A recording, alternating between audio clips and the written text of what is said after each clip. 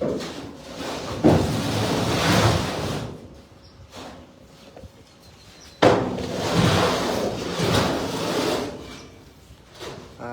นี้พาทีมงานมารับบล็อกเทสสี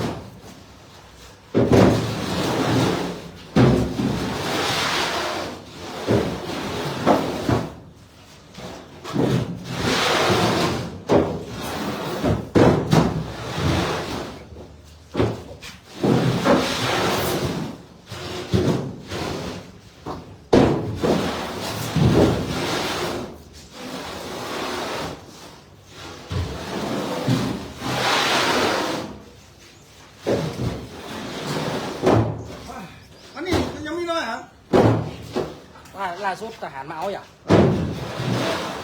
กระหักแก้มไม่ได้กะสมติดนี่ เออ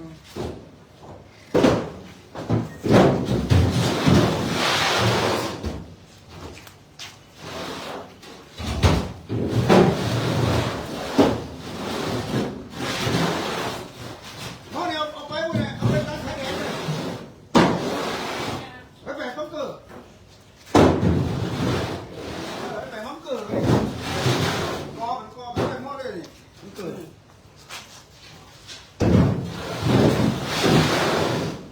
อย่างน้อยบ้านเขาก็ได้แผงบังเกอร์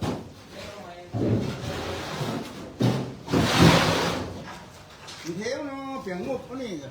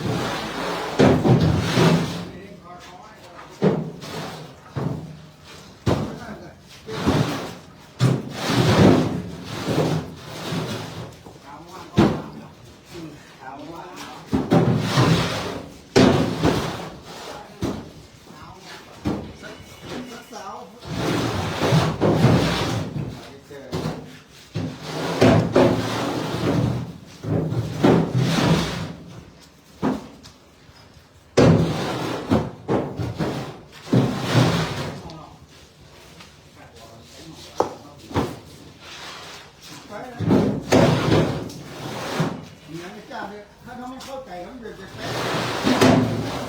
เสียงเลยสองสามร้อยเดี๋ยวด้วยเสียมา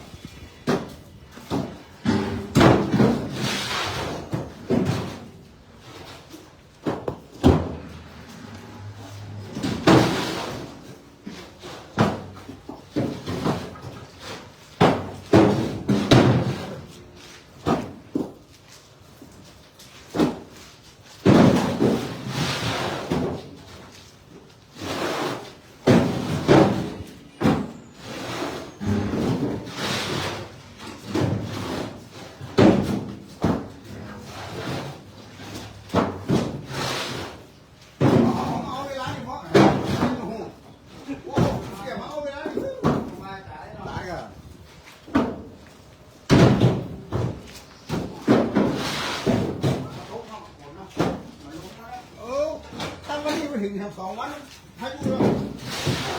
เดี๋ยวตัวเลยยังมีหนาวมาหรือมาของมันเนี่ยมาดูจะมาแล้วถึงวันมาปอดโต๊ะนะขึ้นนะพอไปเอารถดึงมาปอด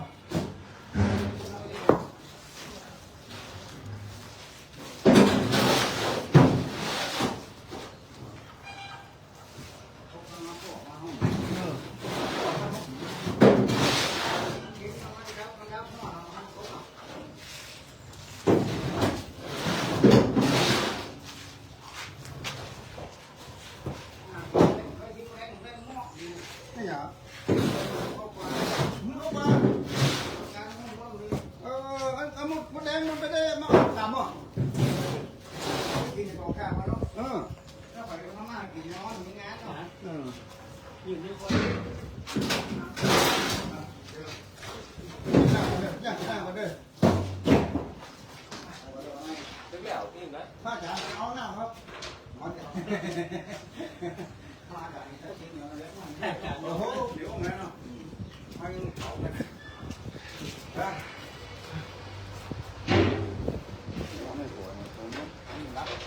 อันนี้สำนักโอ้โหผมใส่น้อยเดี๋ยวน้องรถแอะแอะนางเห็นไหมล่ะแล้วเราไปเอานางเห็นก็ง่ายเลย ก็เลยถึง10 โลอ่ะ นี่ว่า12 โล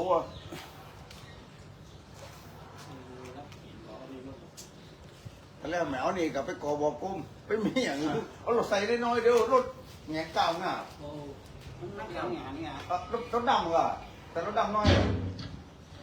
เลยเอาอยู่น้อยเดียวเอานี่ไปไงกันไอ้แผนบอกุ๊บกับบปลาดุกมาขนคนเดียวอ่ะ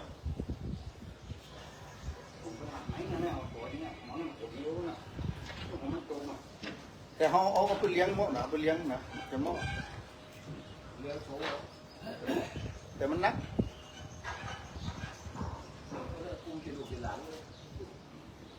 มันถ้าเลี้ยงวางไว้ไม่เอาไปให้เขาแปลงอย่างซอยตัวเขาแปลงเลี้ยงอย่างซอยเขาเลี้ยงแมงดาก็แต่ว่า เขาเลี้ยงแมงดาเนี่ยมันหนา เทปูนน้อยก็ลองไป เขาเรียกอะก็เขาเลี้ยงเขาเอาปูนเขาเนี่ยหมอกอันนี้กันโอ้มันเน้นมันคิดเนี่ยเนาะแล้วก็เมียงด้านมันแตกนะที่เขาด้านนะถ้าดินมันโดนมันแตกแต่นี่ถ้าดินโดนมันแบบแตกเป็นนักแปลมากันเนาะนักแปลไปเนาะรอดได้แต่มันไหวเขาตอนเขาหนุกเนี่ยแปะเอวหนุกไปเลี้ยงนะแปะเอวมันนัก12 โลมันหนาอย่างรถตีนี่กิโลเอาไปกอบอกพวกผมด้วยกอแรงอย่างนี้เปิดมาเทคนิคนู้นเปิดมาเทคว่าอันใดแน่นอันใดแข็งแก่แล้วแก่หน้าอันนี้มันเทคแล้วนะนะ พามาให้เนาะ นี่ครับเทคแล้วหมด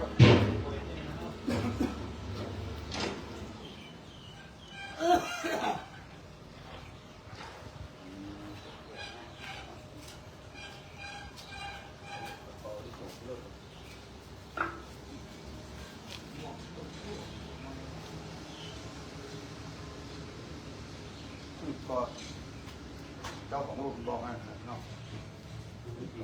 ขอเที่ยวแล้ว900บอกพอพระอาจารย์โทรศัพท์โทรศัพท์500ประมาณ400นี่แหละบอกเลยนะสั่งมาแต่พระอาจารย์ไปจะอ้วนจะได้ทำหัวเจ้าเจ็บปุ๋ยเจ้าเจ็บปุ๋ยท้อง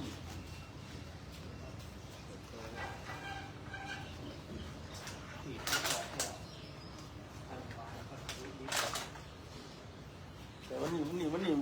ทหารไปเห็นก่อนนี่อันนั้นเดี๋ยวเขาใส่ก่อนพระอาจารย์ใส่ไปก่อนเอามันเต็มก็ว่าหมอมันนักพอก่อน